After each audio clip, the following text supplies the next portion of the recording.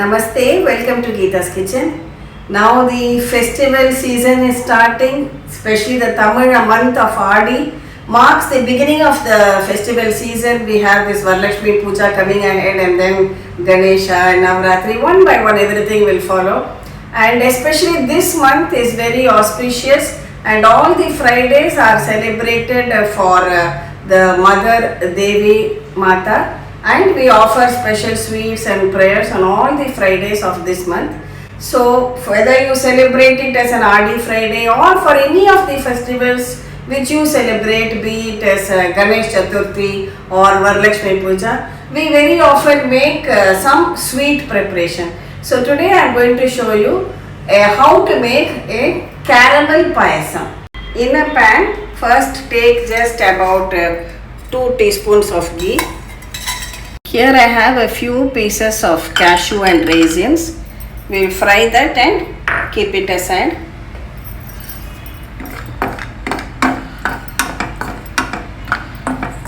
The cashews are roasted, also the raisins. We will remove this and keep. In the same pan I am taking about 1 cup of semia or vermicelli and we will roast this also. See, the semia is well roasted. Here I have 500 ml of full cream milk. I am adding that. Now mix everything well together and allow the semia to cook in this milk.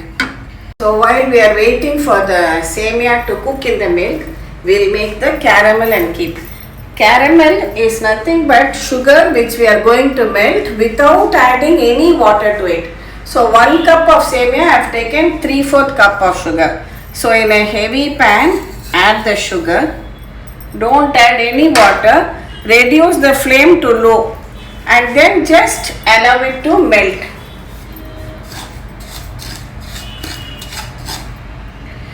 See, it is about 5 minutes now. We have kept it on very low heat and you can see that it is slowly beginning to melt.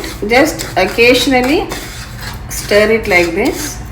We'll wait for it to melt completely. Meanwhile, let's have a look at our semia. It has also cooked well, nice and creamy.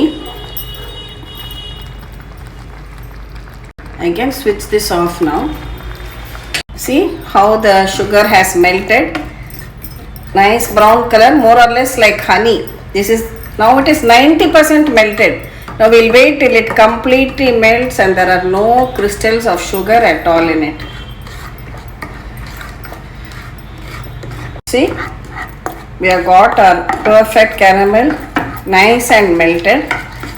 That is why I say keep it over a very low flame, especially for a beginner. Don't be tempted to increase the flame and finish the work fast, because then if the caramel burns, your payasam will turn bitter and your entire effort will go waste.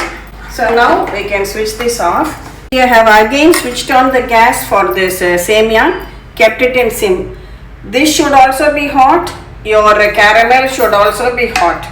Then carefully mix in this caramel into your payasam and stir it also. So continue stirring it for a couple of minutes more. Sometimes if you have not stirred it well in the beginning, you might find a few, that it tends to harden. Don't worry, in this heat that caramel will again melt. Just continue stirring it like this. See the lovely caramel color that we have got to our kheer. Keep the flame low. Just mix it well till the caramel is totally dissolved in your payasam, kheer, whichever way you call it. And you have a lovely caramel color also to it. Here I have 3 or 4 pieces of cardamom. We'll just crush that and add it to our kheer. See, leave your kheer at this stage. Don't allow it to thicken more, because Semia kheer, on cooling it will again become thick, then you might have to add more milk to it depending on the consistency. So I switch it off now, and our cardamom powder is also ready. I am adding that. Finally, we will top it with these fried cashews and raisins. We had kept it ready right at the beginning. And your lovely vermicelli caramel kheer or caramel payasam is ready. I am sure your family will definitely enjoy this caramel payasam with the lovely taste of caramel, or children call it as toffee payasam also. And can make it for as a dessert or for any festival also. You can make it and enjoy. Now we will see how to make maavilakku. Maavilakku is a kind of auspicious lamp which is made by mixing rice flour and jaggery, and ghee is poured in it, and the lamp is lit as an offering to the Divine Mother, especially during the Fridays in this month. For this, I have soaked 1 cup of raw rice. It has been soaking for half an hour now. Next, drain out all the water. Spread a clean white cloth and put the drained rice on it. Spread it out like this and allow it to dry. See, after about half an hour, it is nearly dry. Only a few grains stick to your hands like this. At this stage, take it out and grind it into a powder in your blender jar. The way of making depends on each family's traditional custom. Some people make a syrup from the jaggery and add it to the flour, while others we just add this finely powdered jaggery and mix it to the flour without adding water. Or even a still easier method, add this jaggery. Yes, I forgot to tell you, for 1 cup of rice you require about 3/4 cup of jaggery. You grate your jaggery very finely, or if you have jaggery powder, also naatu sakkara in Tamil, you can use that also. So I am adding that and add the rice flour also to it. Just pulse the rice and jaggery together 2 or 3. See, the rice and the jaggery powder have been mixed well. Now to this I am adding some cardamom powder. And what happens is, just by the heat of our hands, we will able to mix it and make it into a dough. So you might require 5 to 10 minutes of kneading it like this, and you will see you will be able to make it into a dough.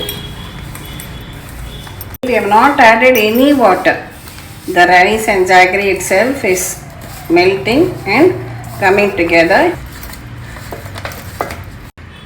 Dip it into a ball like this, and then see, I use this small, this also I use for prasadam only.